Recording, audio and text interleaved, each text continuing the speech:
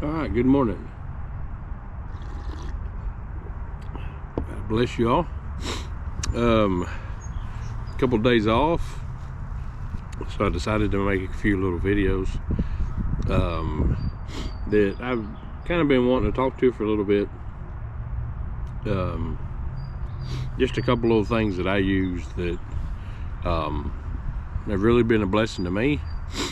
I figured, you know, when you go on and look on YouTube and look to learn about different techniques, even myself, some of the videos that I've been blessed to make, or that I've tried to make, is ones that I really didn't see that information out there. When I started looking for that information, it wasn't there. So I figured this is my little bit of contribution back to everybody that usually helps me and encourages me. This is just a way of me being able to give a little bit of that back to everybody else. Cold water fishing has become something that's very dear to me, and it basically started years ago when, to me, there wasn't just anything else to do this time of year. I was just bored, sitting around the house. I know I'm kind of older, but there's just certain things that I don't really want to sit around and watch TV all day. I don't mind looking through YouTube and stuff for things, but even that eventually. And plus a little bit of part of me, the competitive side, I don't really try to fish tournaments, haven't for years.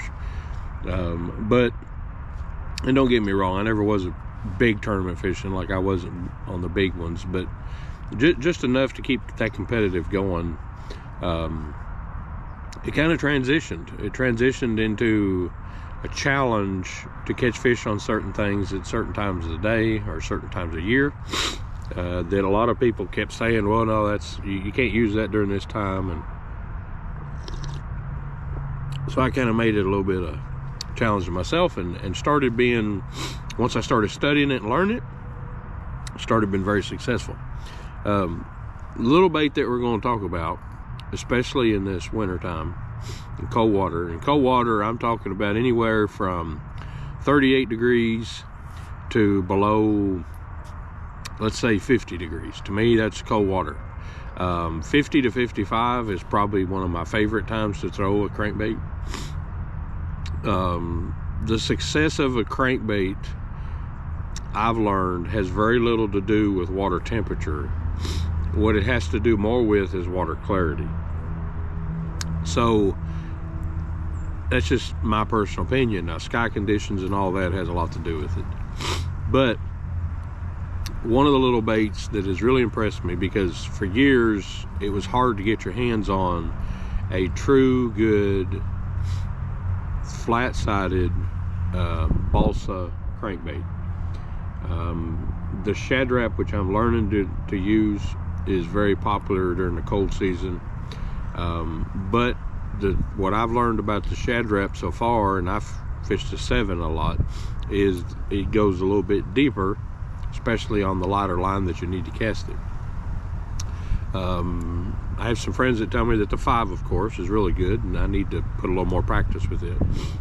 But in windy conditions and cold water together, what I started to do last year was really push the envelope on my experience with balsa crankbaits. DT6 was at the top of my list. It's easy access, it's fairly inexpensive.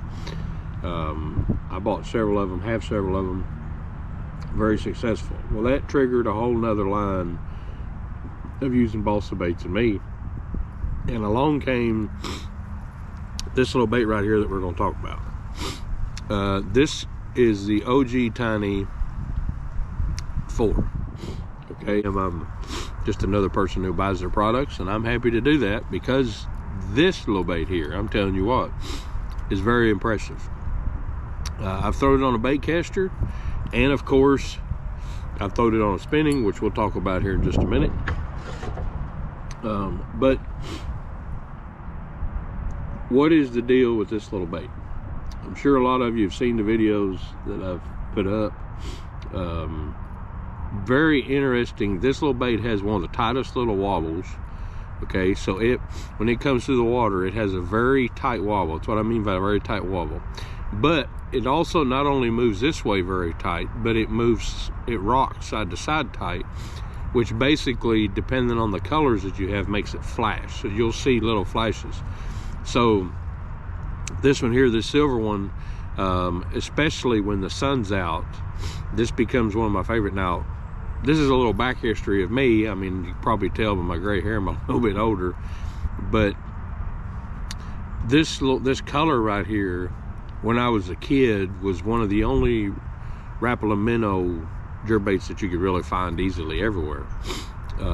So anytime it was sunny, anytime you had high pressure skies, this little color was impressive because it looked and flashed just like a real little minnow.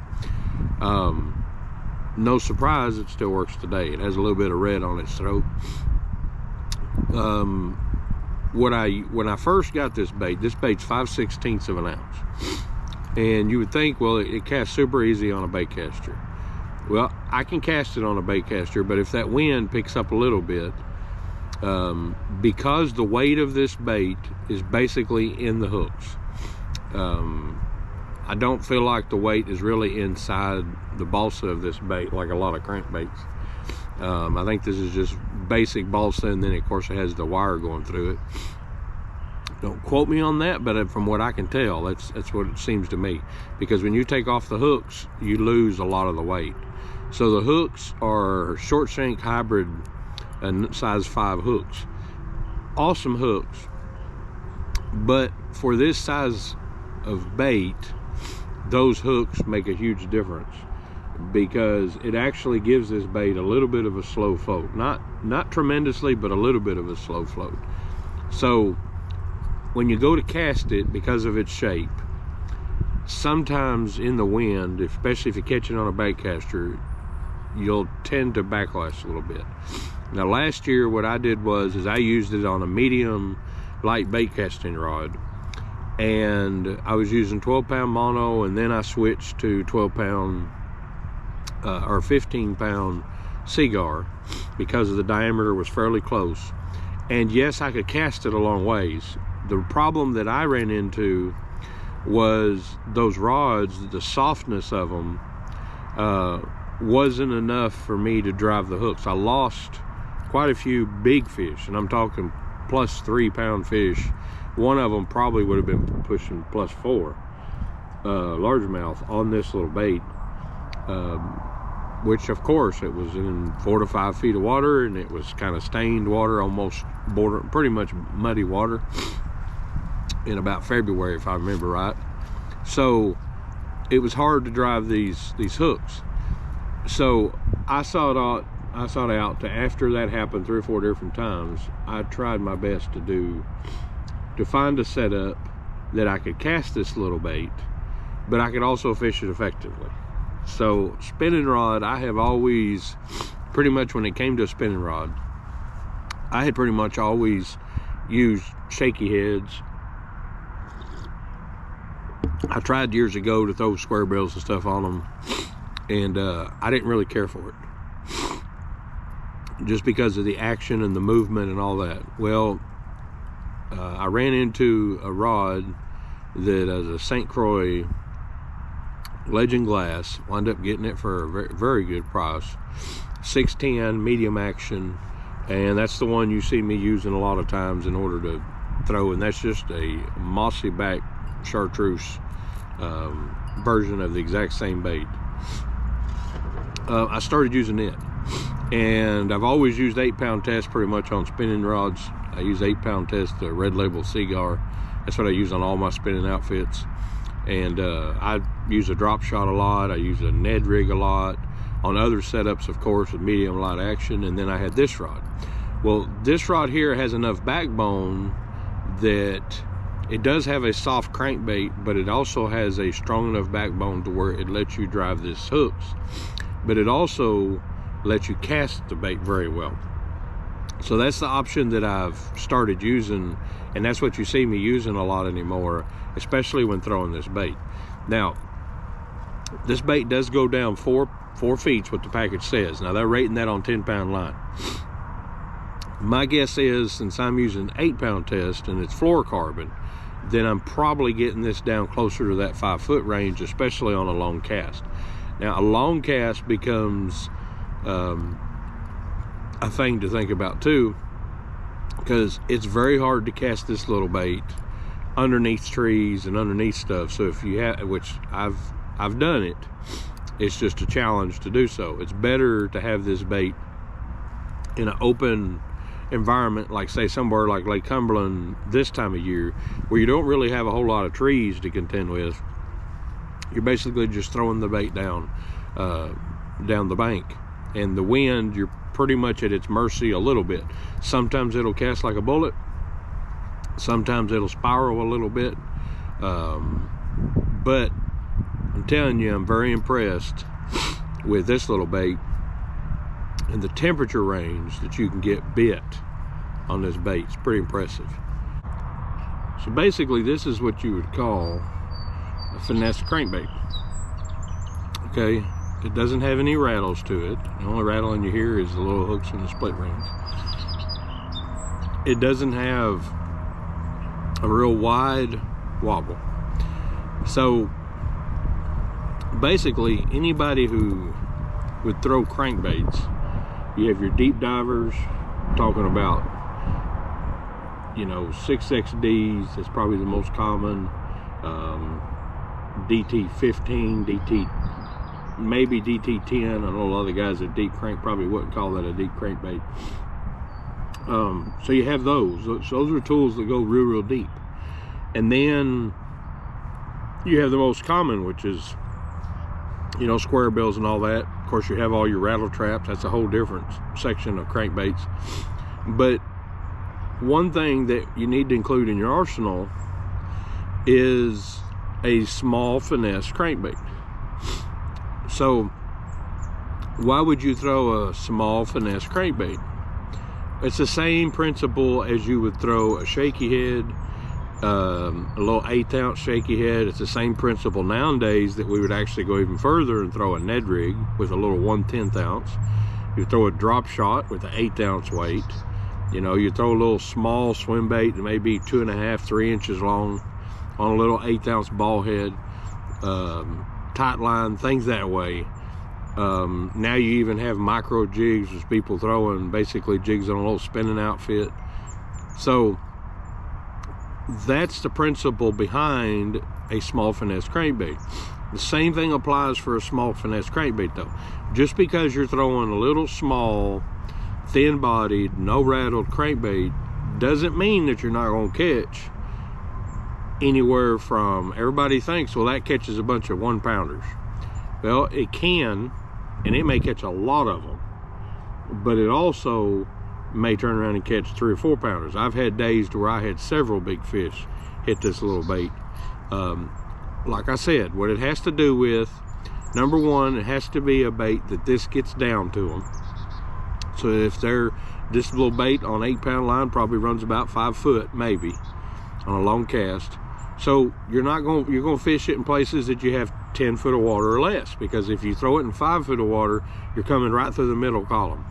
Now you can throw it in 3 foot of water, but you would have to reel it and kind of slow, maybe hold your rod tip up and barely crank it. You can put it on heavier line, but like I said, I like to cast it on a spinning outfit simply because it does have a tumbling effect sometimes.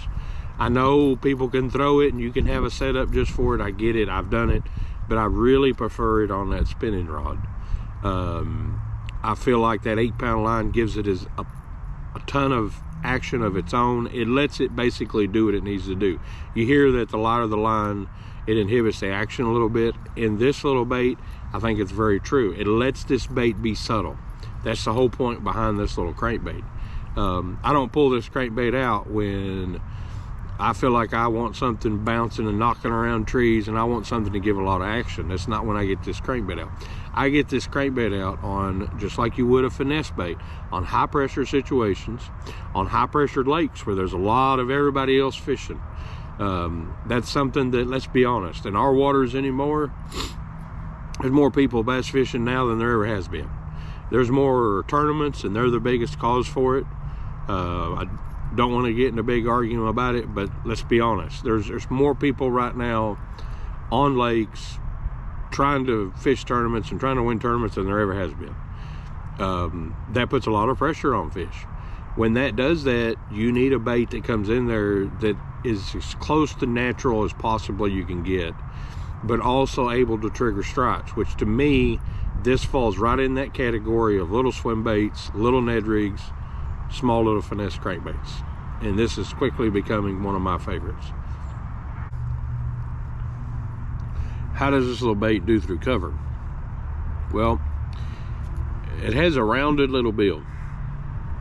Okay, so by it having this rounded bill, if you're reeling it slow and taking your time and you feel yourself bump a tree, you kind of give it a second, let it float out, or float up just a little bit, and then reel steadily or pull the rod, which basically what you're doing is you're throwing the rod out, you're reeling slowly, you kind of see the stump a lot of times, or you feel it, you hit something, then you kind of give it a second and you pull the rod to you. So you take the rod and just pull the tip to you and then reel up the slack.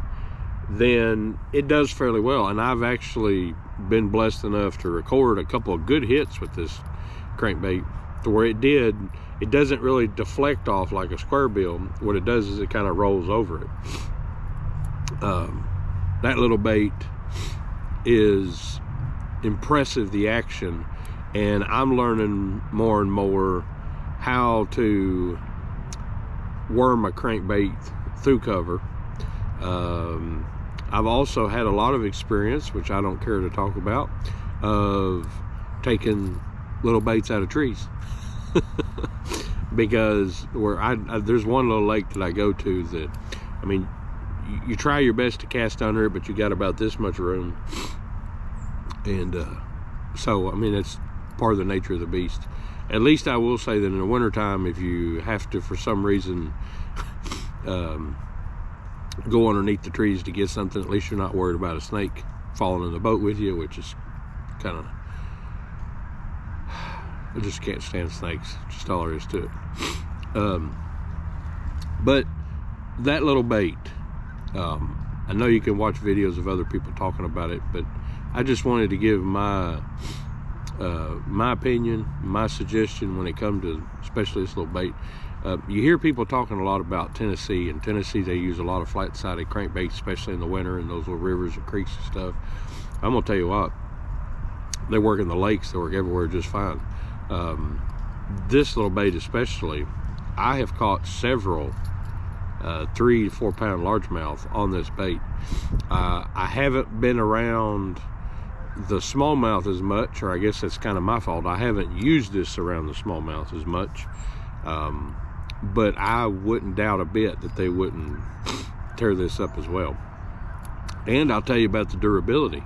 So not this one specifically, but I do have one that I've pretty much had all the way up since probably since last winter, and I still have it.